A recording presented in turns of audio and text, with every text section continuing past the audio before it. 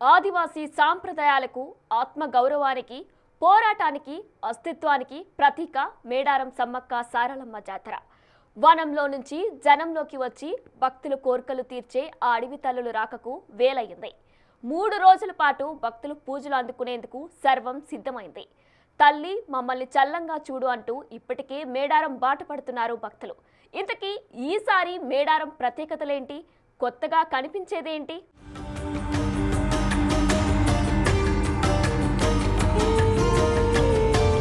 రెండేళ్లకోసారి మాత్రమే దక్కే దర్శన భాగ్యం.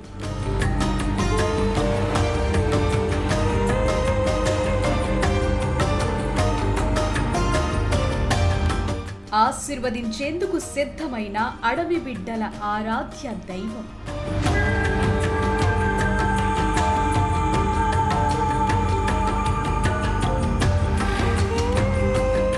అమ్మ ఆశీస్సుల కోసం ఇప్పటికే బయలెల్లిన భక్తజనం.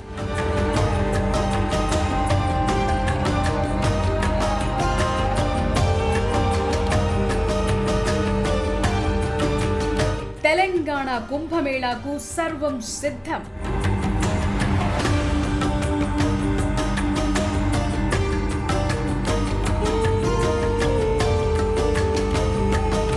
ఆదివాసీ సాంప్రదాయాలకు, ఆత్మ గౌరవానికి, పోరాటానికి, అస్తిత్వానికి ప్రతీక మేడారం సమ్మక్క సారలమ్మ జాతర.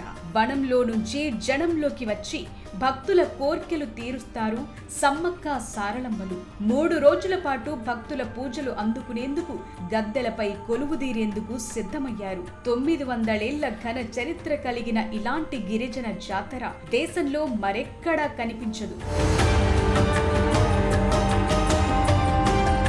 ఇప్పటికీ మేడారం జాతరకు వెళ్లే దారులు కిక్కిరిసిపోయాయి. జంపన్నవాగు జన సంద్రమైంది. జాతర మొదలు కావటానికి ముందే పరిస్థితి ఇలా ఉంటే ఒక్కసారి అస్సలు టైంలో ఎలా ఉంటుందో ఊహించుకోండి. కామన్ మ్యాన్ నుంచి మొదలు పెడితే దేశంలోని వివిఐపీలు కూడా మేడారానికి వెళ్లి దర్శనం చేసుకోవటం ఆనవాయితీగా వస్తోంది. బెల్లం ముద్దలనే బంగారు ముద్దలుగా మురిసిపోయే మహిమాన్విత జాతర ఇది. ఆ వనదేవతలను దర్శించుకుని నిలువెత్తు బంగారం సమర్పిస్తే కోరిన కోర్కెలు తీరుతాయని భక్తజన నమ్మకం. ఒకప్పుడు మేడారం జాతరంటే భక్తుల పూనకాలు, బెల్లం మొక్కుల సమర్పణ, జంపన్నవాగు గుండా ఎడ్ల బండ్ల ప్రయాణాలు, సమ్మక్క సారలమ్మ గద్దెల దగ్గర దర్శనాలు, ఇలా ఎంతో కోలాహలంగా సాగేది. స్వాతంత్ర్యానికి ముందు మేడారం జాతరను చిలుకల గుట్టపై ఆదివాసీలు మాత్రమే జరుపుకునేవారు. క్రమంగా భక్తుల సంఖ్య పెరగటం, గిరిజనేతరులు సైతం జాతరకు పోటెత్తడంతో అమ్మవార్ల గద్దెలను ఇప్పుడున్న ప్రాంగణానికి మార్చారు. అడవి తల్లులను దర్శించడం అంటే మనం ప్రకృతిని ఆరాధించినట్లే. ఇక్కడ విగ్రహాలుండవు, కేవలం కుంకుమ భరిణెలు, గద్దెలే ఉంటాయి. ప్రకృతిని, చెట్లను దైవంగా భావించే గిరిజన సంప్రదాయం ఇది. ఈ స్వచ్ఛత భక్తుల్లో మరింత నిష్టను పెంచుతుంది. సమ్మక్క సారలమ్మలను దర్శించుకుంటే సంతానం కలుగుతుందని, రోగాలు నయమవుతాయని, కష్టాలు తొలగిపోతాయని భక్తుల ప్రగాఢ విశ్వాసం. గద్దెపైకి చిలుకల గుట్ట నుండి అమ్మవారు వచ్చే సమయంలో భక్తులు పూనకంతో ఊగిపోవటం వారి భక్తికి పరాకాష్ట. మేడారం జాతర అనేది ఒక చారిత్రక వారసత్వం. తల్లి నిన్నే నమ్ముకున్నామంటూ కోట్లాది గొంతుకలు ఒకేసారి పలికే ఆ నినాదం మేడారం అడవుల్లో ప్రతిధ్వనిస్తుంది. 4 రోజుల పాటు సాగే ఈ వన జాతరకు తెలంగాణ ప్రజా ప్రభుత్వం అన్ని ఏర్పాట్లు చేసింది. 251 కోట్లు కేటాయించి మేడారం రూపురేఖలను పూర్తిగా మార్చేసింది. ఇప్పుడు మీరు చూసే మేడారం ముందు ఇలా ఉండేది కాదు. గతేడాది నవంబర్ కు ముందు మేడారం, ఇప్పుడు కనిపిస్తోన్న మేడారం పూర్తిగా వేరు. అమ్మవారి గద్దెల చుట్టూ ఇనుప కంచెలు, చెట్లు, పదుల సంఖ్యలో దుకాణాలు, ఇరుకైన రోడ్లు, వీధులతో మేడారం భక్తులకు అనువుగా ఉండేది కాదు. భారీ స్థాయిలో వాహనాలొచ్చినా, ఒకేసారి పెద్ద మొత్తంలో భక్తులొచ్చినా ఇబ్బందులు తప్పేవి కావు. జాతరకు వచ్చిపోయే భక్తులకు సరైన ఏర్పాట్లు, వసతి, ఇతర సౌకర్యాలు పెద్దగా ఉండేవి కావు. అడవి మధ్యలో అన్ని అరకొరగానే దొరికేవి. కానీ ఇప్పుడు ఆ పరిస్థితులు లేవు. ఆదివాసీ సంస్కృతిని ప్రతిబింబించేలా నిర్మాణాలు, చిహ్నాలు, మేడారం చరిత్రను నేటి తరాలకు అర్థమయ్యేలా చూపించే ఎన్నో నిర్మాణాలు ఇప్పుడు కనిపిస్తాయి. గిరిజన, ఆదివాసీ ఆచార సంప్రదాయాలకు ప్రాధాన్యతనిస్తూ ప్రతి నిర్మాణంలో వారి సంస్కృతి కొట్టొచ్చినట్లుగా కనిపించేలా సమ్మక్క సారలమ్మ పూజారుల సంఘం ఆమోదంతోనే ఈ నిర్మాణాలను పూర్తి చేశారు. దాదాపు 3 నెలల పాటు పూజారులు, గిరిజన నేతలు సమ్మక్క సారలమ్మల చరిత్ర తెలిసిన వారితో సంప్రదింపులు జరిపి గద్దెలను పునర్నిర్మించింది తెలంగాణ ప్రభుత్వం. అందుకే గతంలో మేడారం సందర్శించిన వారికి ఈసారి సందర్శించినప్పుడు ఈ ప్రాంతం కొత్త రూపంలో కనిపిస్తూ ఉంటుంది. పగిడిద్దరాజు, గోవిందరాజుల గద్దెల పునర్నిర్మాణం, వాటి చుట్టూ 8 ద్వారాలు, సమ్మక్క సారక్క గొట్టు గోత్రాలు, చరిత్ర ఉట్టిపడేలా చిహ్నాలు, బొమ్మలు స్పెషల్ అట్రాక్షన్ అని చెప్పాలి. సీఎం రేవంత్ రెడ్డి చొరవ తీసుకుని 251 కోట్ల నిధులు కేటాయించి మేడారం రూపురేఖల్ని పూర్తిగా మార్చేశారు. ఈ వీర వనితల గద్దెల వద్ద బండారి, మర్రి, వెదురు, వేప, ఇప్ప లాంటి 12 రకాల వృక్షాలు కనిపిస్తాయి. మరో 140 రకాల ఆయుర్వేద మొక్కలను నాటనున్నారు. సమ్మక్క సారక్క, పగిడిద్దరాజు, గోవిందరాజు, కోయలు ఇష్ట దైవాలకు ప్రతిరూపంగా భావించే పులి, జింక, దుప్పి, పావురం, ఏనుగు, నెమలి, మొసలి, పశుపక్ష్యాదులతో పాటు కోయల జీవన శైలికి, ఆచార సంప్రదాయాలకు, గొట్టు గోత్రాలకు ప్రతిరూపంగా భావించే సూర్యచంద్రులు, త్రిశూలం, నెలవంక, బండి చక్రాలు, అడ్డా, నిలువు గీతలు ఇప్పుడు స్తంభాలపై కనిపిస్తాయి. ఓవరాల్ గా చూస్తే ఈసారి ఆ ఆదివాసీ వీరవనితల దర్శనంతో పాటు భక్తులకు సరికొత్త అనుభూతి కూడా దక్కటం ఖాయంగా కనిపిస్తోంది. జాతరంటే మేడారానికి వెళ్లి అమ్మవారిని దర్శనం చేసుకోవటం అని అందరికీ తెలుసు. కానీ దీనికి ఓ పద్ధతి ఉంటుందని, ఆ క్రమ పద్ధతిలోనే మేడారానికి వెళ్లాలని చాలా కొద్ది మందికి మాత్రమే తెలుసు. నమ్మి తృప్తిగా బెల్లాన్ని సమర్పిస్తే ఆ వనదేవతలు చల్లగా చూస్తారనేది భక్తుల నమ్మకం. ఆ నమ్మకమే ఎక్కడెక్కడి నుంచో కోట్లాది మందిని మేడారం రప్పిస్తుంది. ప్రతి 2 ఏళ్లకోసారి జాతరకు వస్తున్న భక్తుల సంఖ్య పెరుగుతుందే తప్ప తగ్గడం లేదు. భక్తులు వస్తున్నారు, దర్శనాలు చేసుకుంటున్నారు. కానీ అమ్మవారిని దర్శించుకోవడానికి ముందు చేయాల్సినవేంటో తెలుసా? అసలు మేడారంలో ఏ రోజు ఏం జరుగుతుందో ఐడియా ఉందా?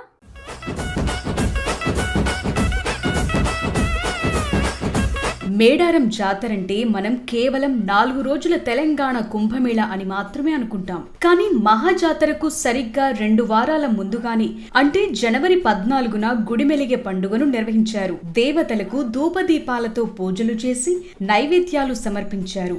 జనవరి 21న మండమెలిగే పండుగ నిర్వహించారు. దీనర్థం జాతరను విజయవంతంగా నిర్వహించే శక్తిని ప్రసాదించాలంటూ పూజారులు దేవతలను ప్రార్థిస్తారు.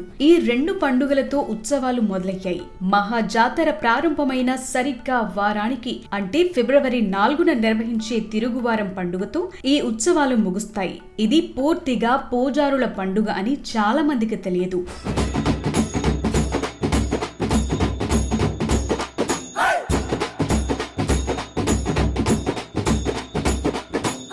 మొదట మహబూబాబాద్ జిల్లా గంగారం మండలం పోనుగొండ్ల నుంచి పగిడిద్దరాజు మేడారానికి పయనమవుతాడు. అదే రోజు తాడ్వాయి మండలం కన్నెపల్లి నుంచి జంపన్న బయలుదేరుతాడు. ఇక బుధవారం కన్నెపల్లి నుంచి సారలమ్మ దేవత, ఏటూరు నాగారం మండలం కొండాయి నుంచి గోవిందరాజులు, మహబూబాబాద్ జిల్లా నుంచి బయలుదేరిన పగిడిద్దరాజులు గద్దెకు చేరుకుంటారు. ఇక గురువారం రోజు జాతరలో అతి కీలక ఘట్టమైన సమ్మక్క దేవత చిలుకలగుట్ట నుంచి బయలుదేరి గద్దెపైకి చేరుకుంటారు. శుక్రవారం రోజు అందరూ గద్దెలపై కొలువుదీరుతారు. భక్తుల ప్రత్యేక పూజలు, మొక్కులు తీర్చుకోవటం జరుగుతుంది. శనివారం వనదేవతలంతా తిరిగి వనప్రవేశం చేస్తారు.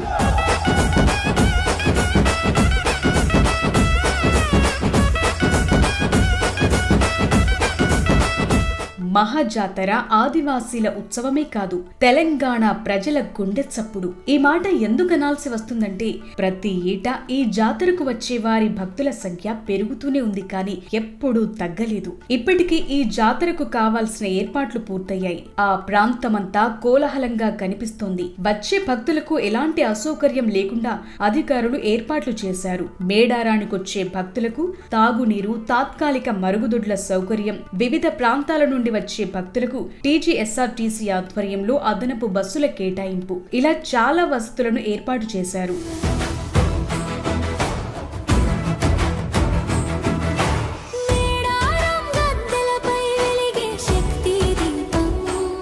అడవి తల్లుల దర్శనానికి వచ్చేవారంతా నేరుగా మేడారానికి రారు. భక్తులు తొలి మొక్కులు మార్గమధ్యలో ఉండే గట్టమ్మ తల్లి ఆలయానికి చేరుకుంటారు. మొదట అక్కడ దర్శనం చేసుకుని మొక్కులు చెల్లించుకుంటారు. అనంతరం మేడారం చేరుకుని జంపన్నవాగులో పుణ్యస్నానాలు చేస్తారు. ఆ తరువాతే అమ్మవారి దర్శనాలు ప్రారంభమవుతాయి. సమ్మక్క, సారక్క, గోవిందరాజు, పగిడిద్దరాజు ఆలయాల్లో భక్తులు మొక్కులు చెల్లించుకుంటారు. భక్తులంతా వనదేవతలకు చీర, గాజులు, పసుపు, కుంకుమతో పాటు బంగారంగా పిలిచే బెల్లాన్ని కానుకలుగా ఇచ్చి మొక్కులు చెల్లించుకుంటారు. ప్రజలందరూ గతంలో వారి కోరికలు నెరవేరినట్లయితే నిలువెత్తు బంగారాన్ని సమ్మక్క సారలక్కలకు సమర్పించుకుంటారు.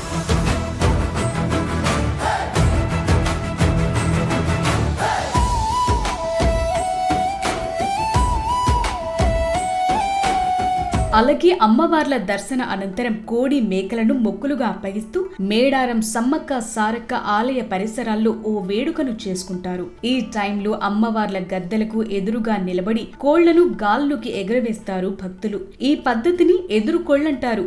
ఎదురుకోళ్లకున్నటువంటి ప్రత్యేకత ఏంటంటే మదిలో ఉన్నటువంటి కోరికలను అమ్మవారికి నివేదించుకుని గాల్లో ఎగురవేస్తారు. వారు కోరిన కోరికలు తీరిన వెంటనే వచ్చి పొట్టేళ్లు, కోడిని సమర్పిస్తామని మొక్కుకుంటారు. కాకతీయులతో వీరోచితంగా పోరాడినటువంటి సమ్మక్క సారలక్కలకు గిరిజన భక్తులు వారి పోరాట పరాక్రమానికి గుర్తుగా ఈ కోళ్లను ఎగురవేయటం ఆనవాయితీగా వస్తోంది.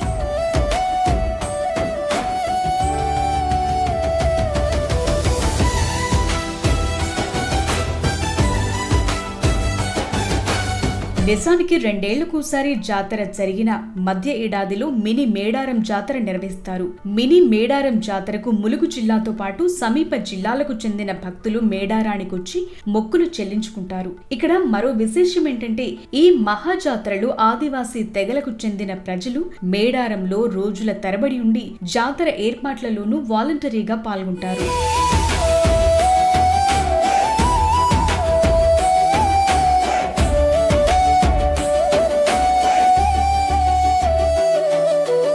ఈ తెలంగాణ కుంభమేళాకు కేవలం తెలుగు రాష్ట్రాల నుంచే కాదు, మహారాష్ట్ర, ఛత్తీస్గఢ్ నుంచి కూడా వేలాది మంది భక్తులు తరలివస్తారు. మేడారం చేరుకోవటానికి అనేక మార్గాలున్నాయి. వరంగల్, ములుగు మీదుగా కొందరొస్తే ఖమ్మం జిల్లా నుండి వచ్చే భక్తులు మణుగూరు, ఏటూరు నాగారం మీదుగా వస్తారు. అంతేకాకుండా భూపాలపల్లి మార్గం నుండి భక్తులు అధిక సంఖ్యలో మేడారానికి చేరుకుంటారు.